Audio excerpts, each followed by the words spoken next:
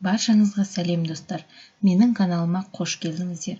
Бүгін біз сіздермен оқушылардың қызығушылығын арттыру арқылы WordWell программасы арқылы ойындар ойнатамыз. Яғни біз ең алдымен поисковикке Яндекс немесе Googleға кіреміз. Осы жерден WordWell деп жазамыз. Орысша жазса да болады.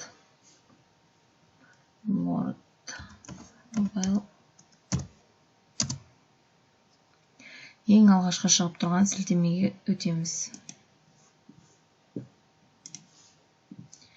Бұл жерде осылай ашылады. Мұнда регистрация қажет.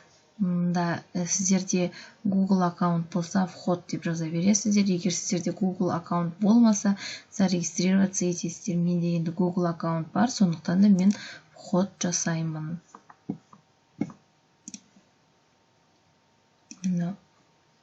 Өзіміздің Google аккаунтымызды жаздық, паролімізді жаздық. Мұны біз WordWell программасының ең алғашқы бетіне келдік. Бұл жерде главная страница функции сообщества «Мои занятия, мои результаты» деп тұр. «Мои занятияда» менің өзімнің құраған тапсырмаларым бар. Мұнда мен өзім 2-ші сыныпқа беріп жүрген математика және қазақ тілінен жасалған жұмыстарым бар. Енді бұны тағы да жаңадан занятие жасау үшін создать занятие дейміз. Енді осы жерден біз таңдаймыз, қандай түрін жасауға болады. Викторина, открой поле, случайные карты, привести в порядок, диаграмма с метками, поиск слов. Енді мұнда мысалы случайное колесо жасаймыз. Мысал ретінде. Осы жерден қазір случайное колесо ашылады.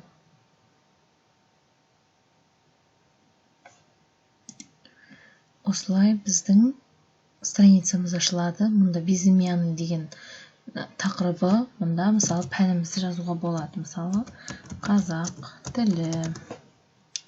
Енді мұнда бір деген тапсырма тұр. Енді мұнда сұрағымызды жазамыз. Мысалы амоним дегеніміз не? Интер батырмасын бассаңыздар, бірден жаңа строка басталады. Синоним дегеніміз не деп жазуға болады. Антоним дегеніміз не?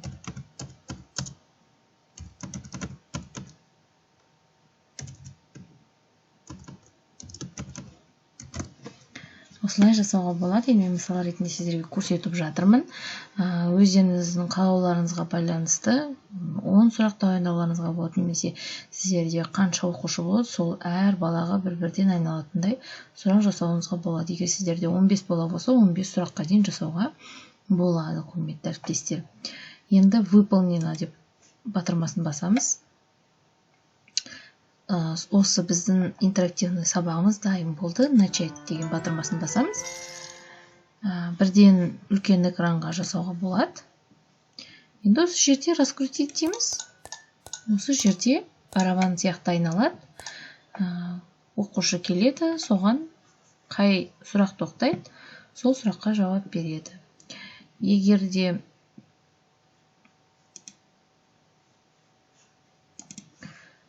осылай жасауымызға болады. Егер бала мына сұраққа жауап берген болса, устранить деген басамыз, сонда бұл сұрақ жоқ болып кетеді. Одан кейін қайтадан раскрутить дейміз, сонда келесі сұрақ пайда болады. Бұған жауап берсе бала, дұрыс жауап берсе, устранить дейміз, сонда қарап отырсаңыз сұрақтарымыз шетінен кетіп жатады. Енді мұнда осы біздің сұрақтарымызды басқа шаблонда жасауға болады. Мысалы, случайные карты дейді. Мына жерден қарауыңызға болады. Бұл интерактивті тапсырмалар.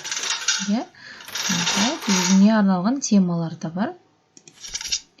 Антоним дегеніміз не? Мұнда бала жауап береді. Егер де бала дұрыс жауап бермесе, перетасовать дейсіз. Тура карта сияқты. Мында қарап отырсаңыз, қайтадан басамыз. Амоним дегеніміз не? Егер де бала дұрыс жауап берсе, сдать карту дейміз, иә? Келесі карта жабылады. Антоним дегеніміз не деген жауап берсе, сдать карту дейді. Келесі карта келе береді. Мында қарап отырсаңыз, поиск слов дегенді жасауға болады.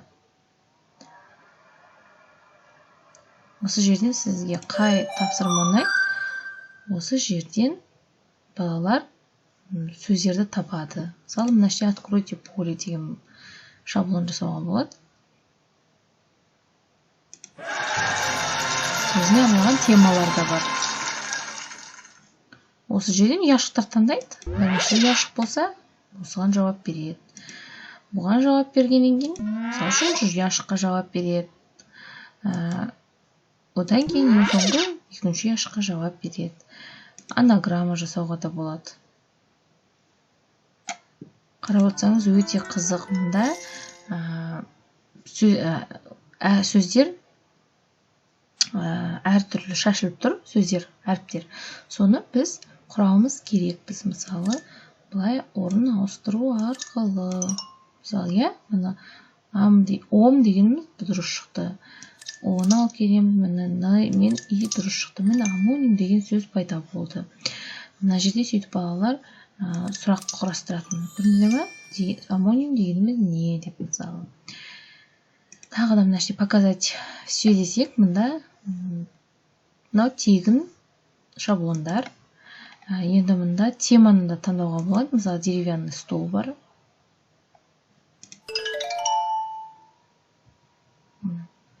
Осылай ашылады. Немесе дошкольный дейді. Осылай болып шығады. Немесе классная доска дейді.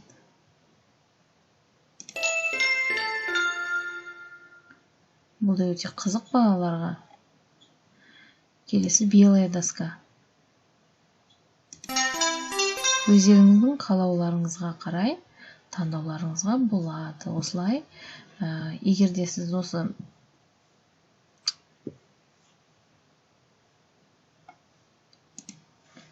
енді сіздің жаңағы жасаған тестіңіз, былайша айтқанда тест сияқты, бұл мои занятияда сақталып тұрады. Жаңағыны біздің құрастырған қазақ тілі сабағына арналған тестіміз, былайша айтқанда. Осылай сақтап, балаларға қызықты тапсырма жасауға болады. Міне достар, бүгін біз сіздермен сабақтағы тиімді ойындардың бірі WordWell программасы арқылы жасалған интерактивті тапсырмалар жасап көрдік. Менің сабақтарыма баға беріңіздер, маған тіркелуді ұмытпаңыздар. Болашақта бұдан да қызықты, әс-тәсілдер мен ойындар болады. Сіздерге сәттілік тілеймін. Каналға жазылуды ұмытпаңыздар.